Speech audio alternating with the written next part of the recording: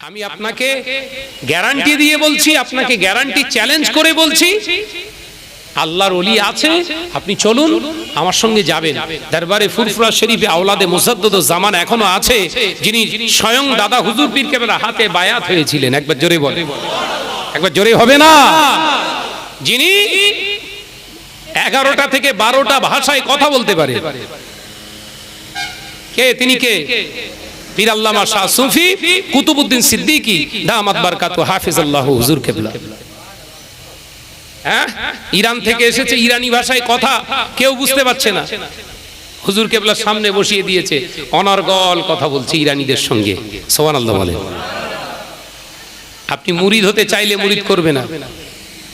আপনার সুরাত দেখি যদি কোন রকম ফল পায়, আগে মুখে একটা থাপ্পড় মারবে। এটা ঠিক বলিস না ভুল বলিস? আল্লাহর ওলিদের সোহবতে যান। দাদা হুজুর চাঁদের আলো এই হৃদয় মাঝে জ্বলে। যে যত বড় হুজুর হোক না কেন, দাদা হুজুর হচ্ছে আমাদের বড় হুজুর। এই ঠিক বলিস না ভুল জোরে বলে? আল্লামা হুজুর আমাদের বড় হুজুর, ঠিক না ভুল জোরে বলে? যে দাদা হুজুর চাঁদের আলো এই হৃদয় মাঝে জ্বলে, খুশির সাগর উঠলে ওঠে ফুরফুরাতে গেলে, যার কর্মের ওসিলাতে নবীর দেখা হয়, তিনি আমার দাদা হুজুর হৃদয়ে জুড়ে রয়।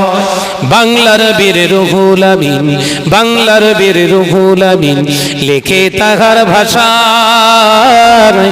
এমন পীরের তুলনা যে এ জমিনে নাই।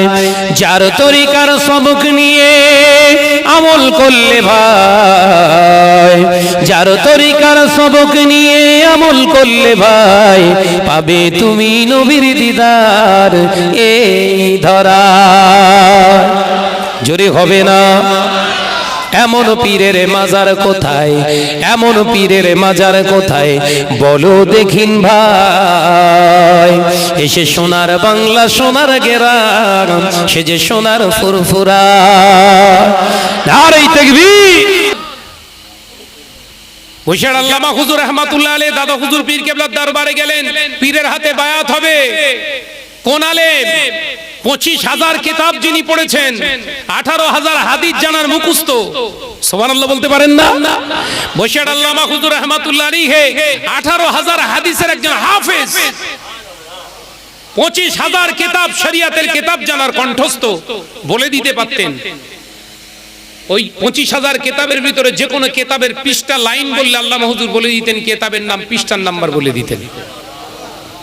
সেই মানুষটা কেন বসিরহাট থেকে ফুরফুরা শরীফে গিয়েছিলেন? একা একা পীর হতে পারতেন না? পারতেন না? পারতেন না? জোরে বলেন। এলমিয়াতে কম ছিল? কেন দাদা হুজুর পীর কেবলা হাতে হাত দিয়েছিলেন? হুশিয়ার আল্লামা হুজুর রাহমাতুল্লাহ আলাইহি দাদা হুজুর পীর কেবলা রাহমাতুল্লাহ আলাইহির সামনে গেলেন। দাদা হুজুর পীর কেবলা আল্লামা হুজুরের চেহারা সুরাতের দিকে তাকিয়ে বললেন, বাবা রুহুল আমিন, পীর ধরতে এসেছো না পরীক্ষা করতে এসেছো? পীর ধরতে এসছো না পরীক্ষা করতে এসছো? মুজাদ্দদ জামানের রাখতে জিগারে লিখিত কিতাব থেকে আমি বলছি। হুশিয়ার আল্লামা হুজুর রাহমাতুল্লাহ আলাইহির নাম, বায়োডাটা টোটাল বলে দিলেন দাদা হুজুর পীর কেবলা। জিজ্ঞাসা করলেন না, বললেন, বাবা পীর পরীক্ষা করতে এসছো? পীর দেখা তো সহজ নয়, পীরকে দেখা তো সহজ নয় বাবা। পীর যদি দেখতে চাও, আগে অন্তঃচক্ষুটা ভালো করো। ও বাবা রুহুল আমিন, এলেম আছে তোমার, ভিতরের চোখ নাই, ভিতরের চোখে ছানি পড়ে গিয়েছে বাবা, ওই ছানিটা অপারেশন করো। যাও বাবা রুহুল আমিন, যাও বাড়িতে চলে যাও, একটানা 40 দিন 5 ওয়াক্ত নামাজের পরে পরে 100 বার করে তওবা ইস্তেগফার করো। 40 দিন পরে আবু বকরের দরবারে এসো, নিজে চোখে খাঁটি পীর দেখতে পেয়ে যাবে।